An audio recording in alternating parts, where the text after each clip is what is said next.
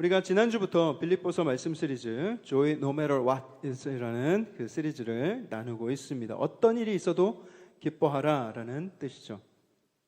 오늘은 그 두 번째 시간으로 Unchained Melody가 아니라 Unchained Gospel, 가둘 수 없는 복음이라는 제목으로, 매일 수 없는 복음, 가둘 수 없는 복음이라는 제목으로 말씀 전하도록 하겠습니다.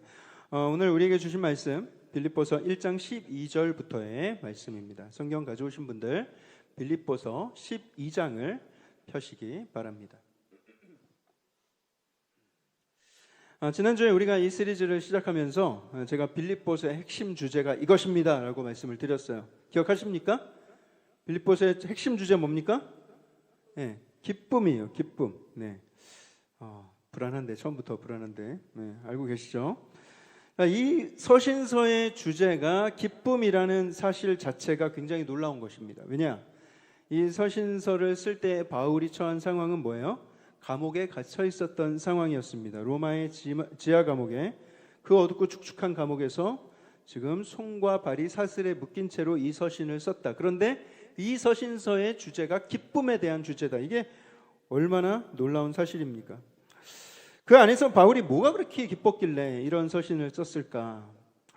바울은 자기가 처한 감옥이라는 그 현실을 무시하려거나 어떤 부인하려고 하는 것은 아니었어요. 다만 하나님께서 주시는 그 기쁨이 자기가 처한 그 괴로움보다 훨씬 더 큰 것이었기 때문에 자기의 그런 괴로운 상황과 상관없이 기뻐할 수 있었던 것입니다.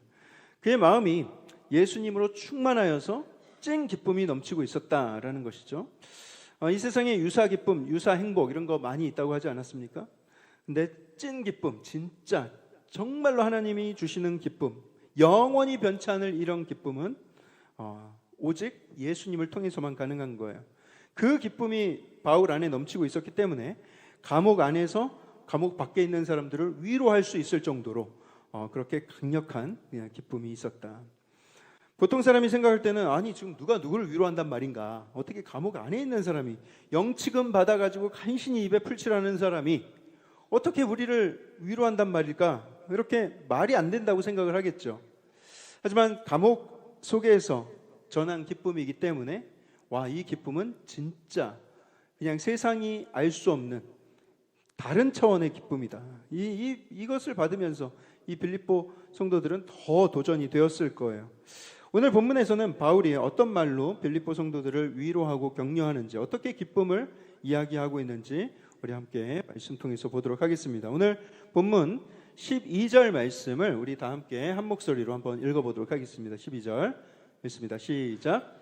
형제들아, 내가 당한 일이 도리어 복음 전파의 진전이 된 줄을 너희가 알기를 원하노라. 저는 오늘 이 말씀 묵상하면서 제일 처음 등장하는 이 첫 단어 형제들아 라는 이 호칭이 저에게 새삼 큰 감동으로 다가왔습니다. 교회 성도들을 부르는 흔한 호칭이라고 할 수가 있겠죠. 형제, 자매. 근데 사실 이 안에는 굉장히 큰 깊은 의미가 담겨져 있습니다. 이 형제들아, 이 헬라어 원어상으로는 형제와 자매를 다 포괄하는 단어입니다. 그래서 형제들아 했지만 형제들, 자매들이여 이렇게 부른 것입니다.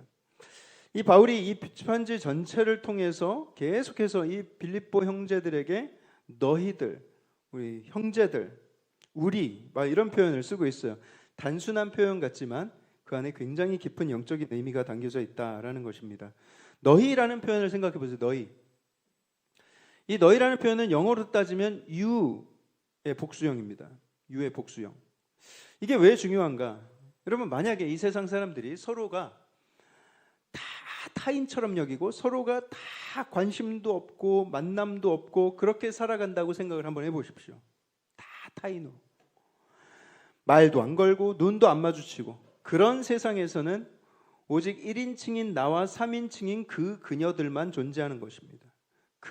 그녀, 그것 이런 것만 존재하는 거예요. 서로 알지도 못하고 이름도 불러주지 않는 그런 3인칭의 세계, 사실 아무런 의미도 찾을 수가 없습니다. 다 그냥 배경화면 같은 거예요. 그냥 지나다니는 엑스트라들이죠. 하지만 내가 어떤 사람과 관계를 맺고 대화를 나누기 시작하고 친밀함이 생기는 순간부터 그 사람을 너라고 부르기 시작합니다. 그때부터 바로 기적이 일어나기 시작하는 것이죠. 누군가를 너라고 부르고 또 상대방도 나를 너라고 불러주는 그 순간에 서로의 존재의 의미와 가치가 생겨나게 되는 거예요. 이전까지는 서로에게 아무런 관심도 없었어요. 그리고 가치를 부여하지 않았어요. 의미도 부여하지 않았어요. 그런데 서로를 그대라고, 유라고, 너라고 부를 때 그때부터 가치가 부여가 되고 서로에게 소중한 존재로 느껴지게 되는 것이죠. 그래서 2인칭은 관계의 언어이자 기적의 언어입니다. 3인칭의 차갑고 의미 없는 그런 존재들이 서로를 너라고 인식하면서 존재의 가치와 의미를 깨닫게 된다. 그러니 여러분, 우리가 관계를 맺고 살아가면서 산다는 것이 얼마나 소중한가. 내 아이에게 아내가 있고 남편이 있고 또 우리 자녀가 있고 친구가 있고 이웃이 있고 새 식구들이 있고 교인들이 있고, 이게 얼마나 소중한지를 우리가 깨달아 알게 되길 바랍니다. 이 관계가 더 깊어지면 너와 나는 1인칭의 우리가 됩니다. 3인칭에서 2인칭으로 변하고요. 또 2인칭에서 다시 1인칭으로 이어지는 이 관계의 흐름이 굉장히 아름다운 관계의 흐름이에요. 바울과 빌립보 교회 성도들은 처음에 서로를 모르는 3인칭 세계의 사람들이었습니다. 그런데 복음을 통해서 서로를 그대라고 부르고 서로 사랑하게 되고 서로 아파하고 함께 기뻐하는 2인칭의 관계가 되었고요. 그리고 마침내는 그리스도 안에서 우리라는 공동체, 한 가족이 되어서 1인칭의 세계를 이룬 것입니다. 그래서 지금은 멀리 떨어져 있지만 바울은 편지 속에서 너희라고 부르고 있고 마음속으로는 이미 우리라는 공동체 의식이 자리 잡고 있는 거예요. 우리 시흥 동산교회도 마찬가지입니다. 처음에는 우리가 서로 잘 모르는, 어디에서 마주칠 수도 없는 사람들 여기 많이 앉아 있죠. 3인칭의 거리에서 우리가 시작이 되었지만 서로의 이름을 불러주고 너라고 하고 서로의 이름을 불러주고 그대라는 존재를 인식하면서 서로의 존재의 의미와 가치를 새롭게 발견하게 된 것입니다. 그래서 이제는 교회 안에서 서로를 형제, 자매로 인식하고 한 몸, 한 공동체로 여기게 되었죠. 지금 이 자리에 있는 우리 성도님들 모두가 다 그리스도 안에서 하나의 공동체, 우리라는 이름으로 함께 걷고 있는 분들입니다. 이것이 복음의 능력이고요. 교회 안에서 일어나는 사랑의 기적이라고 할 수 있어요. 그러니 여러분들 곁에 있는 성도들 한 사람 한 사람을 관심과 사랑으로 바라보시길 바랍니다. 아직도 교회 다니는 지 꽤 오래됐는데도 불구하고 다른 사람을 그냥 다 3인칭으로 여기면서 교회 생활하시는, 신앙생활 하시는 분들이 간혹 계세요. 낯설고 잘 모르겠다고 해서 계속해서 여러분들 언제까지 3인칭으로 서로를 여기면서 그렇게 살아가실 것입니까? 계속 그렇게 멀뚱멀뚱 바라만 보지 마시고요. 하나님께서 우리에게 주신, 서로에게 우리는 너무나도 선물과 같은 존재다라는 것을 꼭 깨달으시고 너로 인식하고 다가가 보시기를 권면을 드립니다. 인사를 나누고 이야기를 나누고 나를 소개하고 용기를 내서 셀에 들어가서 마음을 열고 교제를 나누기 시작하셔야 합니다. 그래야 이 공동체의 의미가 있는 거예요. 그래야 신앙생활의 의미가 있는 것입니다. 그런 2인칭의 세상에서 서로의 가치와 의미를 발견한 것을 그 기적을 넘어서 이제 우리가 비로소 우리라는 1인칭의 세상으로 초대가 되는 건데요. 여기 있는 우리 모두가 다 함께 한 가족이고 한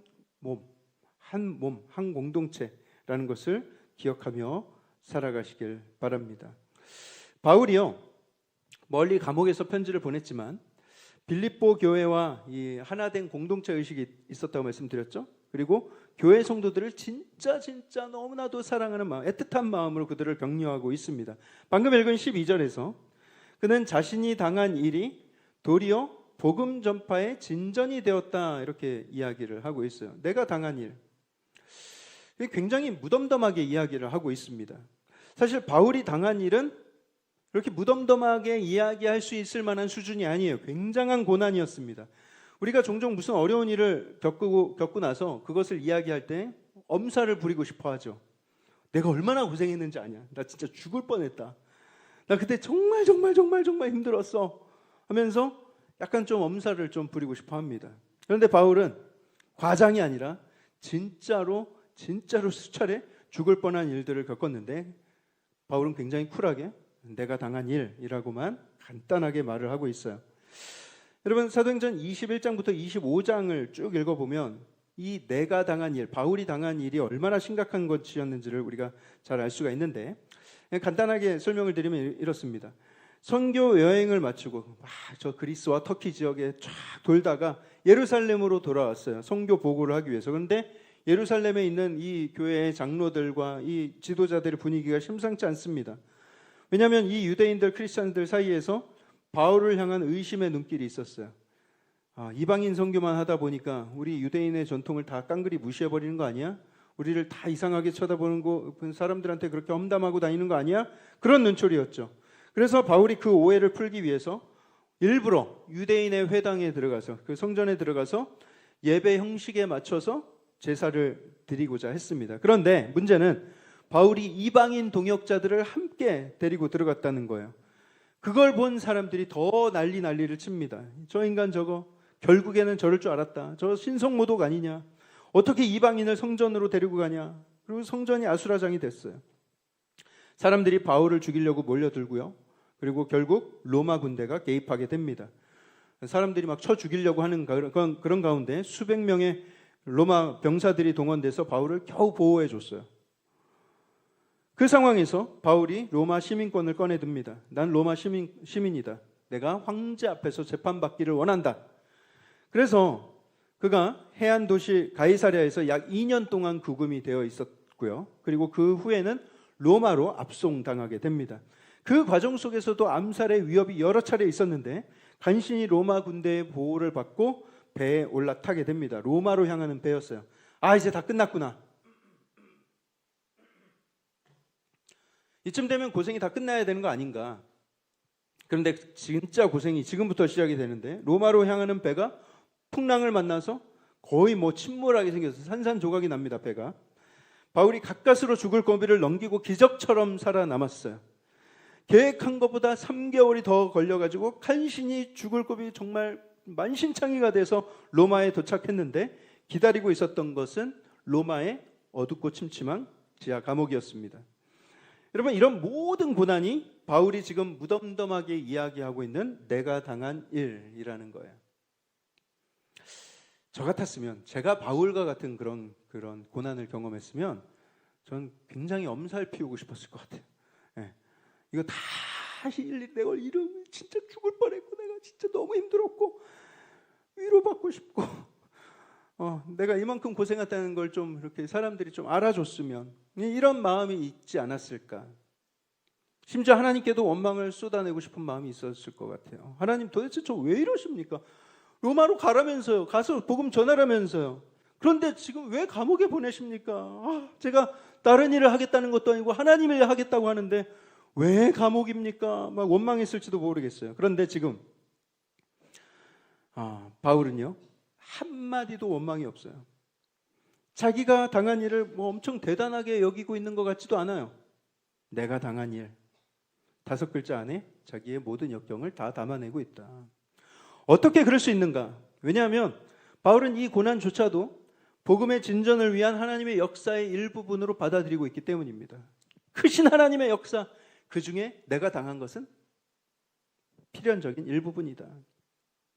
여러분, 모든 것이 다 평화롭고 만족스러운 가운데서는 여러분들의 영적인 깊이와 성숙도를 가늠할 수가 없습니다. 평탄한 가운데에서 잘하는 거 누가 못해요? 다 해요. 하지만 바울처럼 뜻하지 않게 찾아온 고난 앞에서 내가 어떻게 반응하는가, 그것을 보면 여러분들의 신앙의 깊이와 성숙함을 잘 알 수 있습니다. 고난은 우리의 본 모습을 그대로 보여주는 거울과 같은 거예요.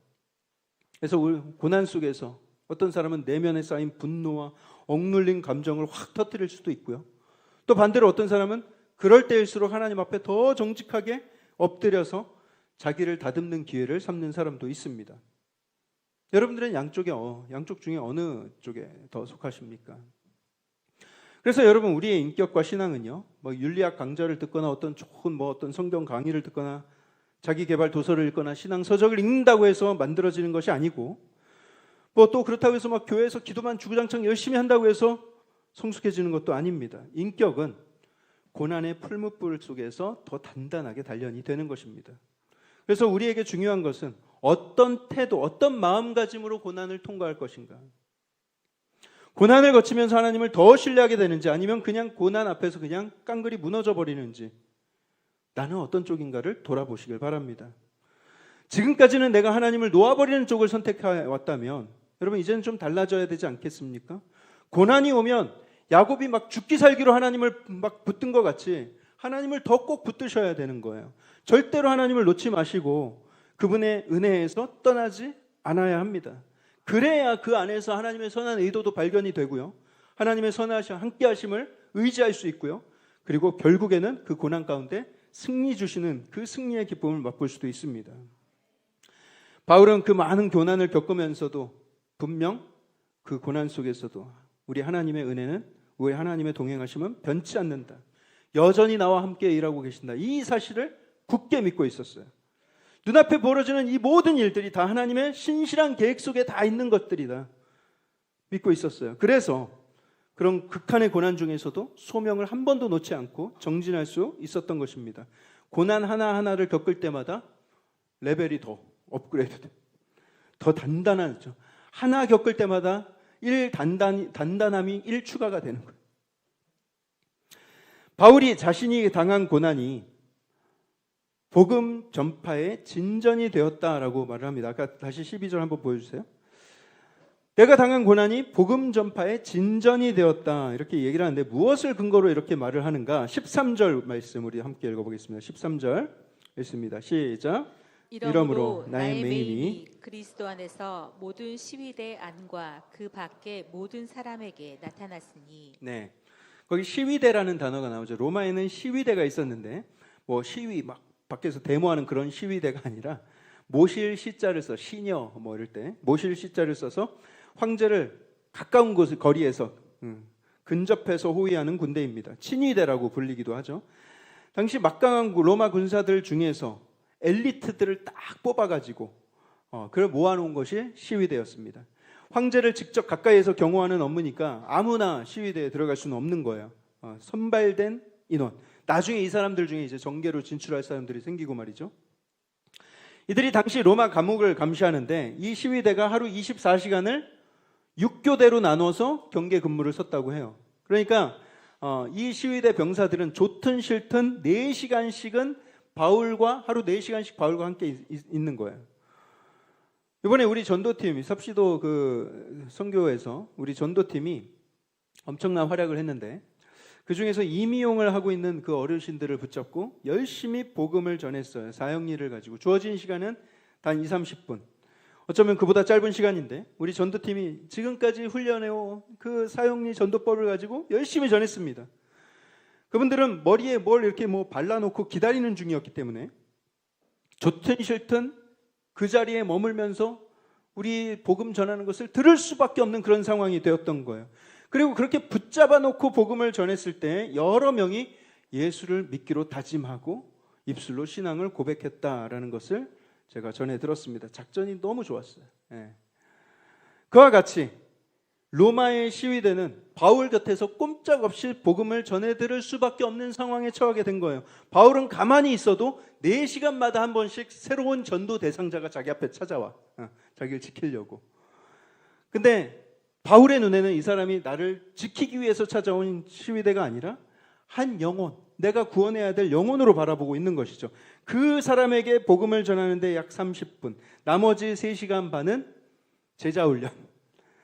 여러분, 바울은 다른 사람도 아니고 바울에게 4시간이 주어지고 시위대 군인이 그 자리를 뜰 수 없는 상황에서 계속 바울과 같이 있어야 된다면 바울은 4시간 만에 그를 그리스도의 제자로 삼았을 것입니다. 최소한 안수 집사 만들어 놨을 거예요. 13절에 이 성경 번역이 조금 아쉬운데요. 이런 뜻입니다. 내가 갇힌 것은 그리스도를 위한 것이다 라는 사실이 모든 시위대와 그 밖에 모든 사람들에게 알려졌다 이런 뜻입니다. 바울은 그리스도를 위해서 지금 갇혀 있는 거래. 이 소문이 모든 시위대에게 소문이 난 거예요. 그 당시에 약 시위대 규모가 9천여 명 정도 되었다고 합니다.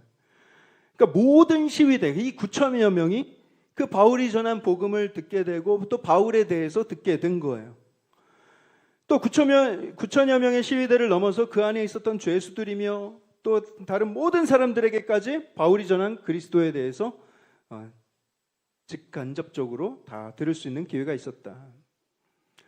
사랑하는 성도 여러분, 우리가 고난 가운데 환경은 바뀌지 않을 수 있어요. 환경은 쉽게 바뀌지 않죠. 그런데 우리가 바꿀 수 있는 거 있죠. 우리의 마음가짐입니다. 바울은 아유 다 괜찮아질 거야 이렇게 하면서 막 현실을 막 애써 외면하려고 하는 게 아니에요. 어쩌면 나는 감옥에서 죽을 수도 있다. 어쩌면 나는 사형에 처해질 수도 있다.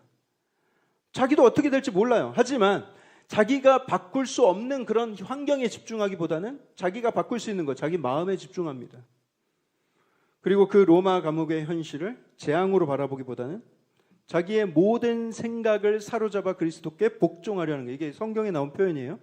자기의 모든 생각을 사로잡아 그리스도께 복종하려고 한 거예요. 그리고 그 속에 사역의 기회를 엿봅니다. 어떻게 하면 내가 복음을 전할 수 있을까? 감옥에 나를 보내셨을 때는 분명히 이곳에서도 무슨 이유가 있을 것이다. 나를 여기에 보낸 이유가 있을 것이다. 이렇게 생각을 하기 시작한 것이죠. 내 앞에는 9천여 명의 시위대 엘리트 군인들이 있고, 이 사람들은 사실 내가 평소에 다가갈 수도 없는 사람들, 내가 평소에 말을 걸어볼 기회조차 없는 3인칭의 집단이었는데 이 상황 아니면 절대로 이 사람들에게 복음이 전해지지 못할 거야. 그런 시위대인데 하나님은 정말 기상천외한 방법으로 그들에게 복음이 전해지게끔 길을 열어주시는 거예요. 이제 이 군인들은 내 말을 안 들을 수 없는 상황이 되었지. 4시간마다 한 번씩 내 앞에 전도 대상자를 보내주시는 하나님, 이 기쁨, 신실하신 하나님 하면서 기쁨으로 지금 사역하면서 그 기쁨을 고백하고 있는 것이죠. 바울은 감옥에 갇혀 있지만 갇혔다고 생각하는 사람이 아니었던 거예요. 환경은 그를 가둬두려고 했지만 그의 영혼은 하나님 안에서 무한한 자유를 누리고 있었던 것이죠. 고통에서 눈을 떼고 우리가 예수님께 시선을 돌리기 시작하면 갑자기 하나님은 모든 것을 선을 위해서 사용하실 수 있다는 것을 깨닫게 됩니다. 하나님은 이것도 선을 이루시고 이 상황에서도 선을 이루시는 분이시구나. 나는 이거를 저주로만 바라봤는데 그게 아니었구나. 하나님은 이 상황을 역전시키는 하나님이시구나. 이런 걸 발견할 수 있다는 거예요. 14절도 보세요. 14절 우리 함께 읽습니다. 시작. 형제 중 다수가 나의 매임으로 말미암아 주 안에서 신뢰함으로 겁없이 하나님의 말씀을 더욱 담대히 전하게 되었느니라. 네, 여기서 말하는 형제들이란 빌립보 교회 성도들을 비롯한 이 하나님을 믿는, 예수님을 믿는 크리스찬들을 다 얘기하는데요.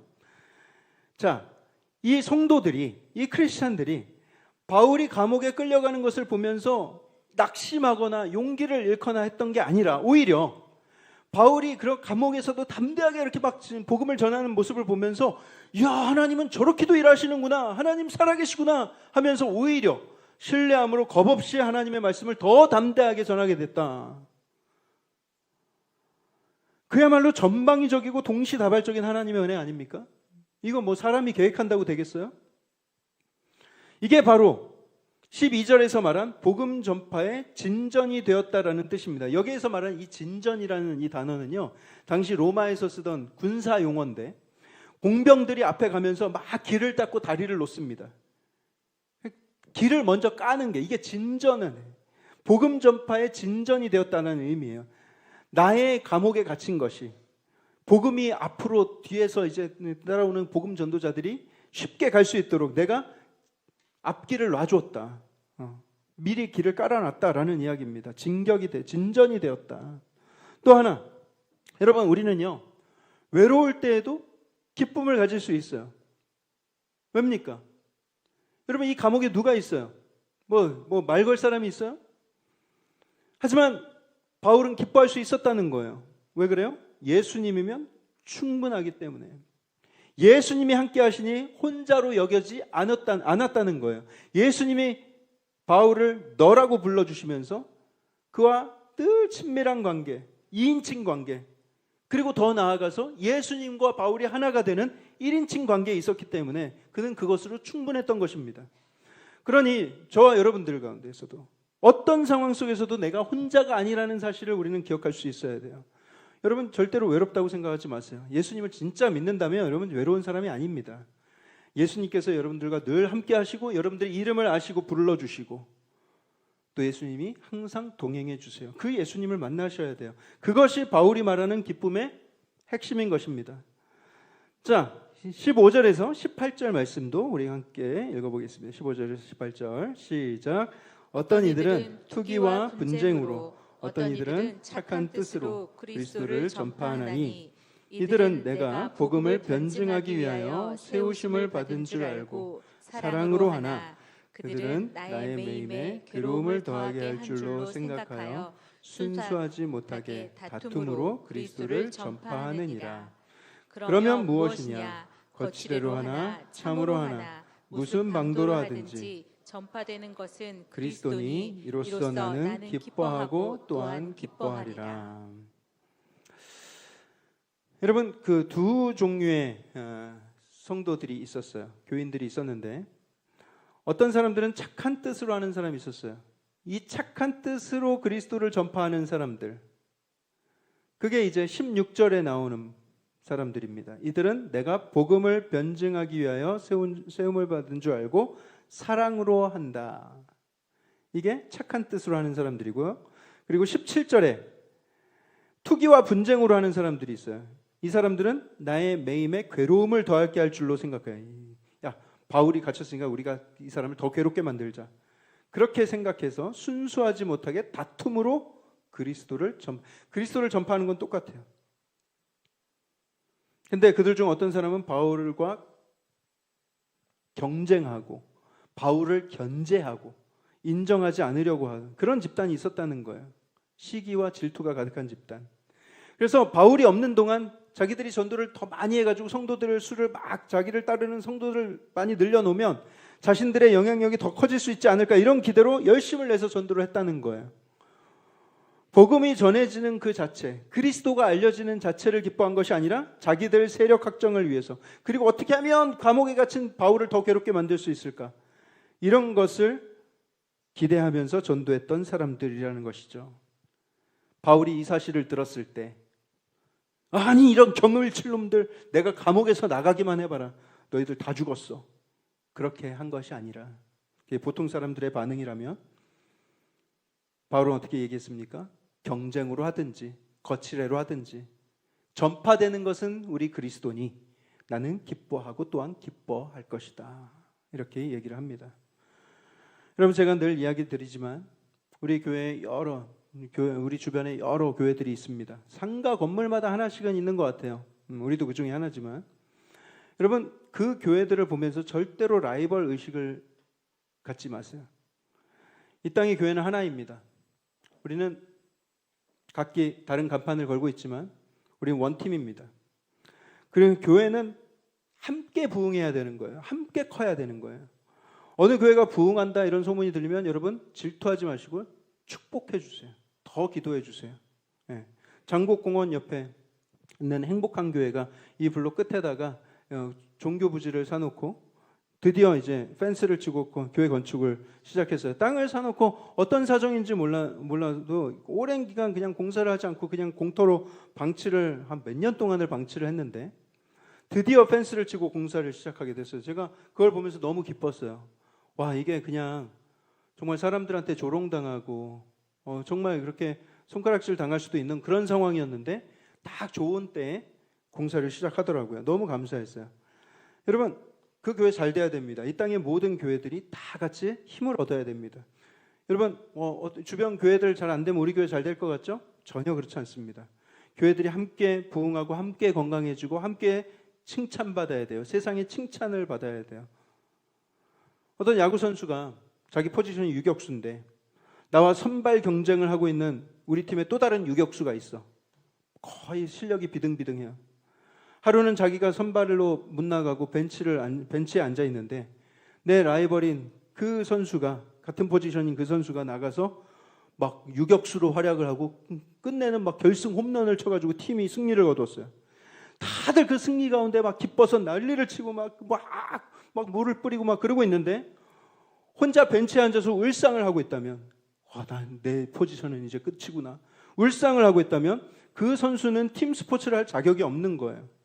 누가 홈런을 치든 우리 팀원이 홈런을 쳤다면 그것으로 기뻐할 수 있어야 하는 것입니다.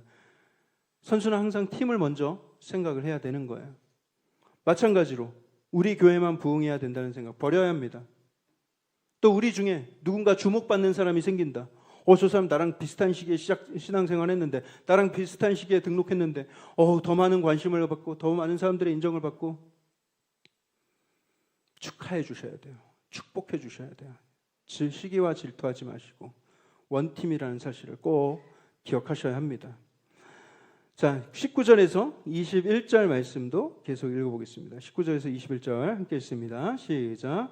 이것이 너희의 간구와 예수 그리스도의 성령의 도우심으로 나를 구원에 이르게 할 줄 아는 고로 나의 간절한 기대와 소망을 따라 아무 일에든지 부끄러워하지 아니하고 지금도 전과 같이 온전히 담대하여 살든지 죽든지 내 몸에서 그리스도가 존귀하게 되게 하려 하나니 이는 내게 사는 것이 그리스도니 죽는 것도 유익함이라. 네.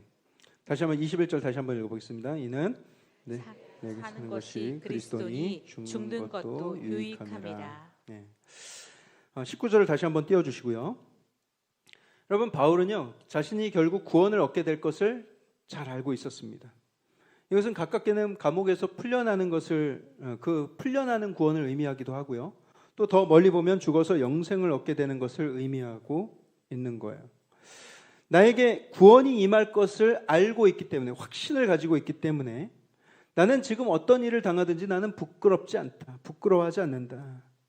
그리고 나는 온전히 담대하다. 나 두려워하지도 않는다라고 말하고 있습니다. 여러분, 사실 감옥에 가는 것만큼 수치스러운 일이 어디 있겠어요? 감옥에서 뭐 잘 씻을 수나 있습니까? 거기서 거짓골을 하고 짐승처럼 지내야 된다는 거, 영치금을 받아가지고 먹을 수 있다는 거. 여러분, 바울은 평생 귀족으로 살고 평생 존경받는 학자로 살아온 사람이었어요. 근데 감옥 신세라니, 여러분, 이것은 굉장히 수치스러운 일이었을 거예요. 그냥 보편적으로 봤을 때. 여러분, 수치스럽다는 것은요, 수치는요, 다른 사람의 시선으로 나를 바라봤을 때 부끄러움을 느끼는 것입니다. 다른 사람의 시선에서 나를 바라봤을 때. 그게 수치심이에요. 죄책감하고는 좀 다릅니다. 죄책감은 나의 시선으로 내 스스로를 바라보고 부끄러움을 느끼는 게, 그게 죄책감이에요. 근데 지금 바울은 지금 죄책감과 수치스러움 둘 다를 이야기하고 있는 거예요. 내가 내 자신의 눈으로 봤을 때도 나는 부끄러움이 없어. 나는 하나님의 영광을 위해서 난 지금 이루고 있는 그 자신감이 있기 때문에 죄책감이 없고, 뭐 잘못을 하다 잡힌 것이 아니기 때문에 부끄러운 게 아닌 것이죠. 그리고 수치스러움도 없어요. 다른 사람이 볼 때도 당당한 거예요. 예수 그리스도의 영광을 위해 나는 그 삶을 지속하고 있고, 하나님이, 예수님이 기뻐하시는 일에 순종하여서 살아가고 있으니 그 안에서 누릴 수 있는 참된 기쁨을 가지고 살아가는 것입니다. 이것이 진짜 담대함이고 이것이 정말 건강한 자존감이에요. 그리스도를 위한 삶을 살면서 구원과 영생에 대한 확신이 있으니까 어떻게 말해요? 나는 죽는 것도 유익하다. 구원에 대한 확신이 없다면 이런 담대함, 이런 고백을 할 수가 없습니다. 난 죽는 것도 유익하다, 이런 말을 구원에 확신 없는 사람이 할 수 있겠어요? 내가 죽어서 어떻게 될지 모르는 사람들이 있어요. 나는 천국에 가게 될까 지옥에 가게 될까. 불교에는 뭐 환생을 한다는데 내가 그럼 난 개 정도로 환생할 수 있지 않을까. 사람으로는 좀 내가 좀 부족한 것 같고, 내가 말미잘이나 지렁이가 되면 어떡하지. 막 사람은 흙으로 왔다가 흙으로 간다는데 그럼 내 영혼은 어떻게 되는 것이지? 극락에 갈지 지옥에 갈지 천국에 갈지 잘 모르는 사람들. 여러분, 그렇게 뭘 앞으로 내가 어떻게 될지 잘 모르는 채로 죽음을 맞이한다면 그게 얼마나 두렵겠어요? 얼마나 그 죽음이 무섭겠어요? 구원받을 것이라는 확신이 없이 살아가는 것은 여러분 흔들리는 그라운드 위에서 사는 것과 똑같은 거예요. 요즘에 일본 어느 지역에 몇 주 동안 크고 작은 지진이 뭐 수천 번 있었다고 그러죠. 불안해서 어떻게 살 수 있겠어요? 그런 데서 계속 흔들리는데. 바울을 보십시오. 그의 담대함, 그의 단단함, 그의 기쁨, 그 소망에 찬 확신, 그것은 다 그리스도를 믿는 믿음과 영생에 대한 소망을 확신하고 있기 때문에 가질 수 있는 것들이에요. 구원의 확신을 가지고 살아야, 흔들리지 않는 평안 가운데 여러분들이 거하고 있어야 담대할 수 있지. 우리가 막 뭘 많이 소유한다고 그런 담대함이 생깁니까? 뭘 많이 이루어야 막 평안이 생깁니까? 아니에요. 그건 진짜 기쁨도 아니에요. 잠깐의 기쁨, 유사 기쁨이지. 만약에 여러분들의 삶에 기쁨이 없다? 그렇다면 가장 먼저 여러분들 구원의 확신이 있는지를 먼저 한번 살펴보세요. 여러분들 진짜 하나님 만나서 진짜 예수님 믿고 구원의 확신이 있으십니까? 여러분 정말 천국 갈 수 있습니까? 영원한 생명 갖고 계십니까? 여러분 기쁨이 없는 크리스찬은 영생을 정말 아는 사람인지 궁금할 때가 있어요. 팥 없는 팥빙수와 같은 거예요. 구원을 얻었고 영생에 대한 소망은 있는데 나에게 기쁨이 없다? 여러분 그건 있을 수 없는 일입니다. 영생을 얻고 구원이 있는데 기쁨이 없다? 하나님은 우리를 3인칭으로 만들어 놓고 우리를 그것들, 그녀 이렇게 하면서 관심받게 두시는 분이 아니십니다. 하나님은 나를 찾아와 주시는 분이세요. 심지어 내 이름을 불러주시고 또 급기야는 내 안에 머물러 계세요. 그러니 여러분 우리도 하나님을 3인칭으로 여기면서 살아서는 안 되겠죠. 내가 그리스도 안에 거하고 그리스도께서 내 안에 거하고 계시는 거예요. 보통 우리가 우리라는 대명사를 바라볼 때 영어에서도 그렇고 1인칭 복수라고 생각합니다. 우리라는 대명사는 1인칭 복수예요. 하지만 우리 기독교에서 말하는 우리는 1인칭 단수입니다. 왜냐하면 우리는 하나의 몸, 한 공동체를 이루고 있기 때문이에요. 하나로 보는 거예요, 우리를. 예수님과 내가 하나 되었으니 이 또한 1인칭 단수로 여기는 것입니다. 그래서 바울이 이렇게 고백하는 거예요. 내가 사는 것은 그리스도다. 아까 몇 절이죠? 21절인가요? 21절에 내가 사는 것이 그리스도다. 이렇게 이야기를 하고 있어요. 그게 무엇입니까? 1인칭 단수라는 거예요. 그리스도가 내 안에, 내가 그리스도 안에. 그것이 바울이 기뻐할 수 있었던 이유고 그것이 바울이 어떤 상황에서도 담대함을 누리며 살아갈 수 있었던 이유입니다. 여러분들은 예수님이 여러분들 안에 계신다고 생각하십니까? 정말로 여러분들이 그걸 믿으신다면 무엇을 두려워하십니까? 무엇에 그렇게 걱정하십니까? 이미 저와 여러분들 안에서 일하시는 예수님을 붙드시면서 그 하나님과 그 예수님과 늘 동행하면서 매일 그분을 느껴보세요. 이 세상에서 뭐 없는 소망을 자꾸 찾으려 하지 말고 결국에 돌아갈 우리 본향 하나님 나라를 소망하면서 살기로 결단해보세요. 이 땅에 발붙이고 살지만 내 마음은 이미 하나님 나라에 있는 거예요. 그분의 영광을 위해서 사는 거예요. 이 땅을 위해서 사는 게 아니라. 그랬을 때 세상에 없는 기쁨, 세상에서 찾을 수 없는 하늘의 담대함과 하늘의 기쁨을 얻게 될 것이고요. 그런 사람은 세상이 감당하지 못하는 사람이 됩니다. 여러분 이 세상이 감당할 수 없는 사람이 어떤 사람인지 아세요? 여러분 기독교 역사상 가장 위대한 설교자 중에 한 사람으로 불리는 이 사람 별명이 뭔지 아세요? 이 황금의 혀. 말씀을 전하면 막 사람들이 막 마음이 녹아내리고 진리를 전하면 막 권력자들이 막 두려워 떨고 무릎을 꿇고 존 크리스스톰 초대교회의 유명한 교부입니다. 교부라는 것은 교회의 아버지란 뜻이에요. 기독교 대박해 시대가 있었어요. 동로마 시대. 동로마 황제의 명령에 의해서 이 크리스스톰이 체포가 됐습니다. 황제가 그를 붙잡아 놓고 위협하며 말합니다. 지금이라도 네가 예수를 부인하면 내가 살려주겠다. 그렇지만 이 크리스스톰은 한치의 망설임도 없이 이렇게 대답했습니다. 죽어도 내가 예수를 부인하지 않을 것이다. 그러니까 황제가 막 분노에 차서 더 큰 소리로 외쳤어요. 저자를 독방에 가둬라. 누구하고도 말 못하게, 누구하고도 컨택을 하지 못하게 해라. 혼자 오래 두면 결국엔 미쳐버리겠지.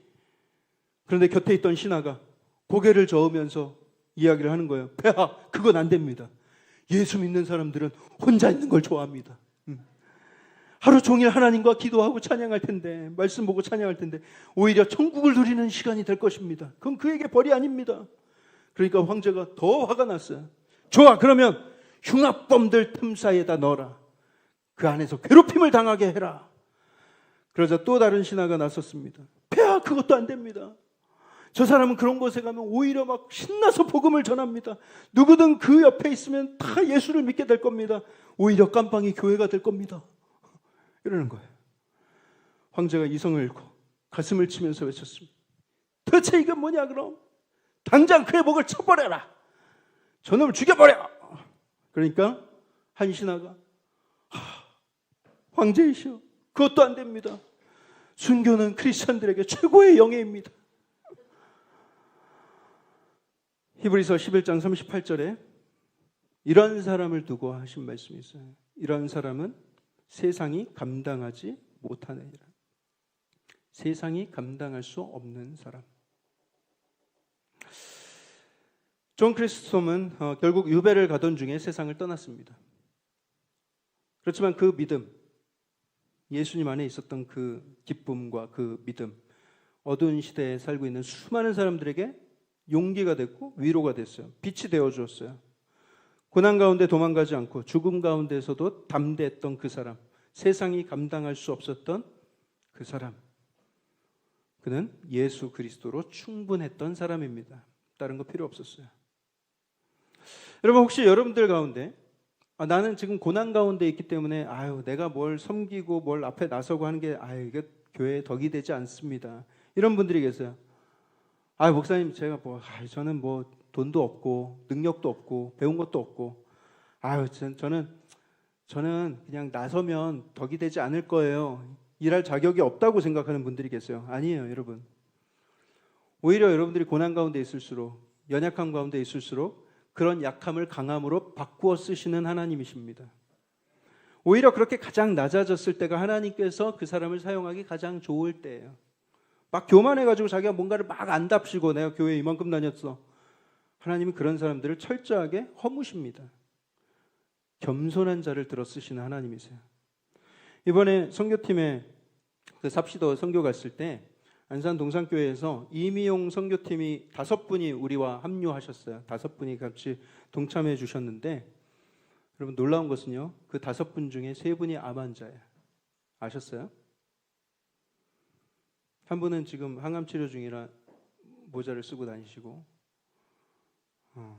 한 분은 암을 진단받고 이제 곧 치료를 시작하실 것이고 한 분은 유방암인데 거의 몇 번을 죽일 거부를 넘기시다가 간신히 지금 팀장님을 섬기고 계신데 몇 번을 죽을 고비를 넘기는데 하나님께서 살려주셨고 아직 기력이 다 회복이 되진 않았지만 기력 회복될 때까지 기다려야 되나? 이거 완치 판정을 다 받아야 내가 섬길 수 있나? 그냥 그냥 병원 가는 날 아니면 나 섬길 수 있는데? 라는 마음가짐으로 섬기기 시작하셨대요. 그래서 섬길 때마다 너무 좋고 하나님이 그때마다 힘주시고 그때마다 막 성령이 막 역사하는 게 막 느껴지더라는 거예요. 그러면서 몸도 마음도 건강해지고 건강한 상태에서 했을 때보다 오히려 그렇게 연약할 때 순종했던 하나님이 더 큰 힘 주시고 더 능력 주시더라. 이런 고백을 하셨어요. 여러분 건강한 사람이 능력 많아가지고 막 하는 거 물론 그것도 하나님이 영광 올려드릴 수 있죠. 하지만 연약하지만 그럼에도 불구하고 순종했을 때 하나님께서 그 사람을 통해서 일하시는 것을 우리가 본다면 그것이 얼마나 더 큰 감동이고 우리에게 얼마나 더 큰 도전이 되겠습니까? 그러시더라는 거예요. 여러분들은 어떠십니까? 저와 여러분들도 그 기쁨의 사람으로 부름을 받은 사람들입니다. 다 그래요. 하나님께서 우리를 3인칭으로 여기지 않고 2인칭으로 여기시면서 찾아와 주시고 나를 하나가 되게 하셨어요. 1인칭으로. 우리가 그 놀라운 기쁨을 누릴 수 있는 사람들입니다. 바울이 나는 기뻐하고 난 또한 기뻐하리라 2번이나 이렇게 반복해서 외쳤어요. 그 외침이 막 억지로 그냥 긍정적인 사고를 해야지 긍정적인 사고를 하면 내 건강에도 좋고 마음에도 좋으니 이렇게 막 짜내서 만든 게 아니에요. 그의 기쁨은 환경에서 오는 그런 기쁨이 아니라 예수 그리스도라는 그 안에 있는 인격에서부터 나오는 것이었어요. 그 안에 예수님이 살고 있으니까 예수님으로 인해서 기뻐했던 거예요. 예수님이면 충분합니다. 내가 사는 것은 그리스도다. 이런 고백. 그것이 오늘날 우리의 고백이 되어야 합니다. 감옥에 있어도 기뻐할 수 있었던 바울처럼 여러분, 여러분들이 어떤 고난에 있는지 하나님은 다 아시죠.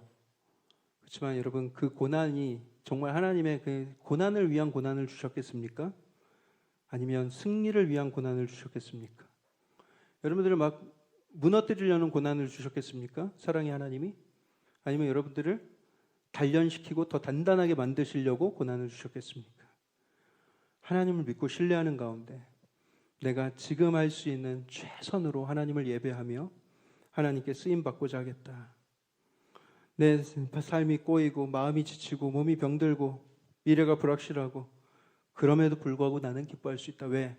내 안에 예수 그리스도가 계시기 때문에. 그 인생이 아까 말한 세상이 감당하지 못하는 인생이 되어서 이 세상에 놀라운 하나님의 능력을 나타나게 될 줄 믿습니다.